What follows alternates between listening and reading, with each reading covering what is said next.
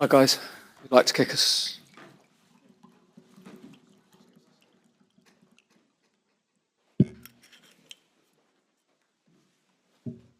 Sarina, are you able to just sum up your emotions after that at the moment?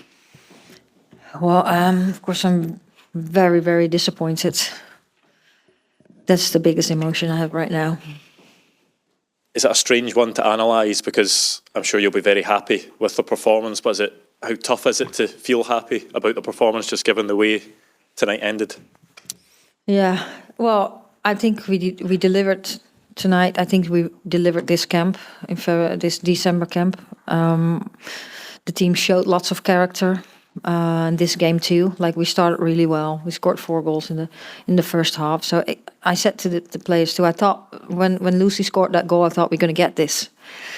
But that's football. And then the Netherlands scored in the latest seconds a goal. And that's how close it was.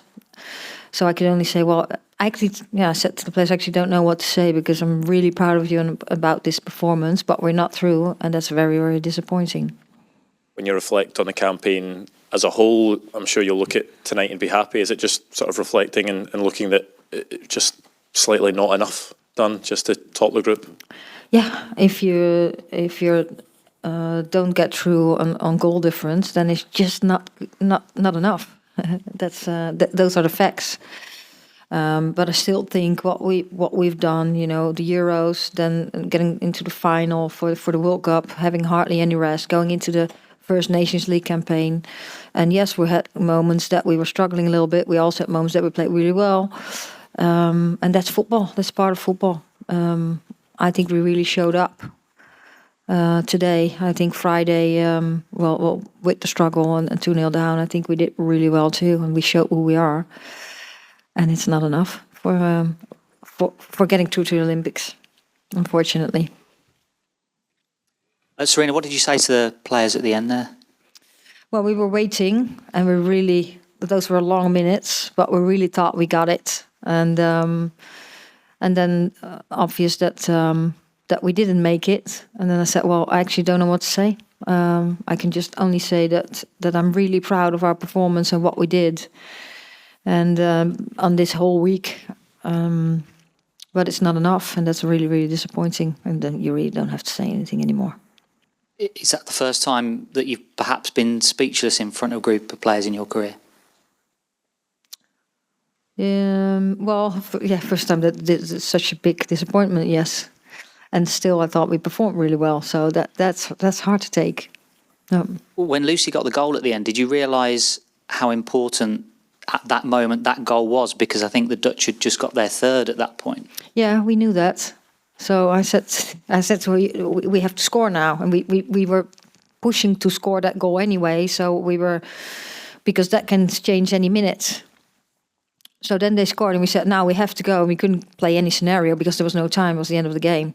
So she just ran forward. She got the ball, and she had the ball in the goal. So that was really good. And I thought, well, now we're going to get it. But it was not enough. Players have proved so many times in high-pressure situations, you can't really fault the commitment that they showed tonight to try and get themselves over the line. No, of course not. If you win 6-0, that doesn't happen very often anymore in the women's game, especially now with the Nations League. So I think we played really well, and six goals is a lot. But yeah, if the Netherlands also scores 4 goals, then it's not enough. The result obviously looked big tonight. There was lots of question marks ahead of the game about the rivalry, about the intensity of this game and the intensity of the Scotland performance. Do you believe the gulf is that big, as we saw tonight, between England and Scotland?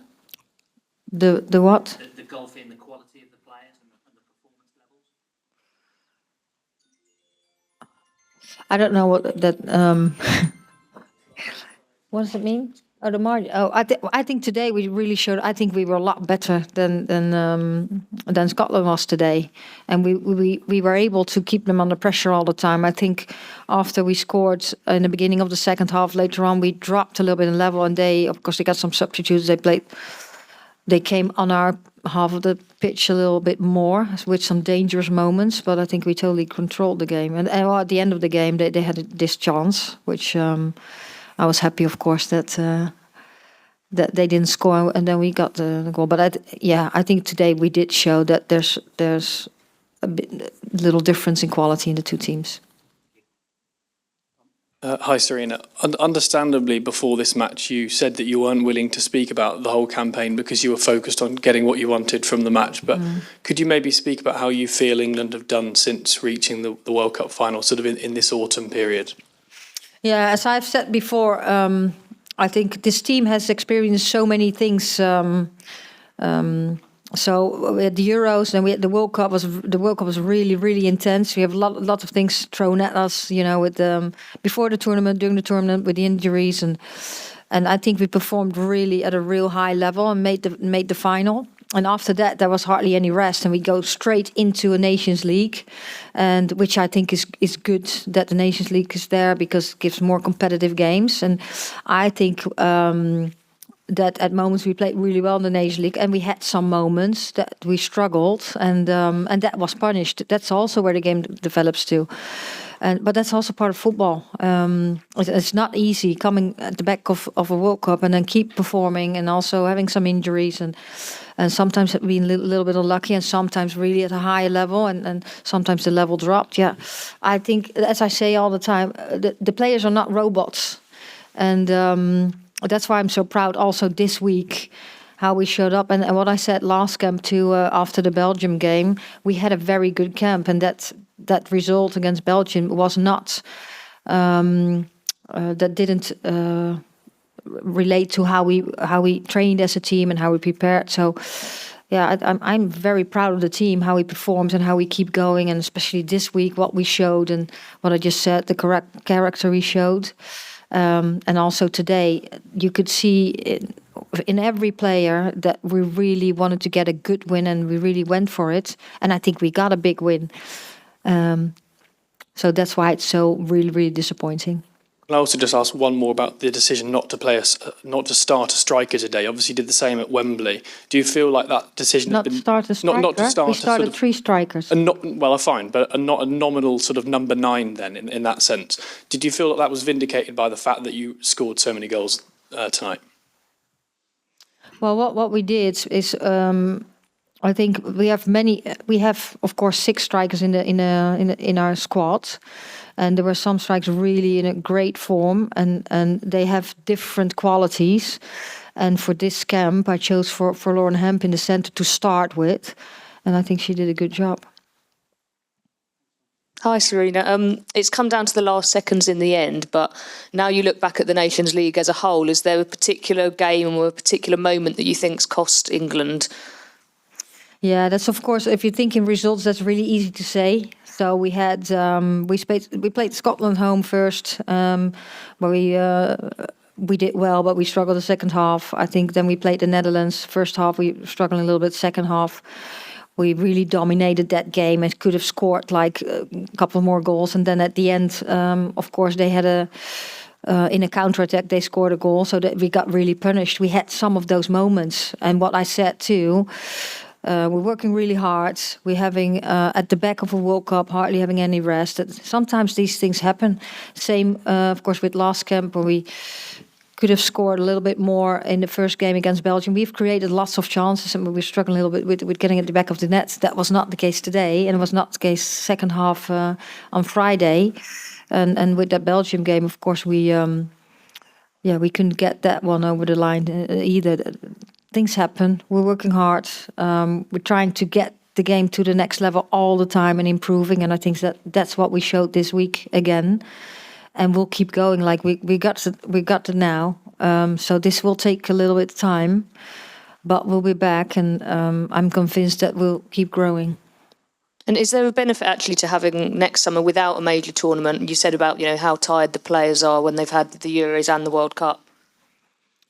Well, you want to go to every major tournament. So this is like a career of a football player is a certain amount of time. So if you can play every major tournament, of course, every player wants that.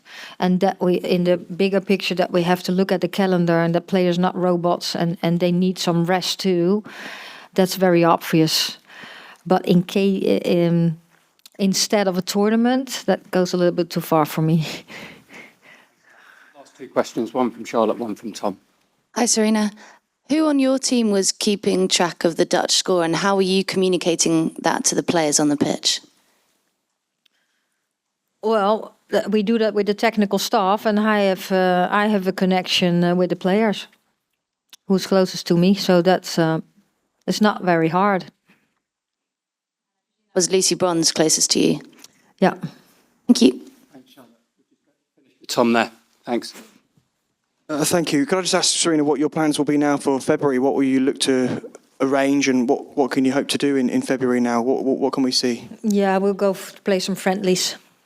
So we'll definitely use that period. We'll play some friendlies, but that's really in progress, and I haven't spoken to that yet with our players. It's not all set in stone, but we have plans ready to fill in. Thank you, everyone. Bye-bye. Thank you.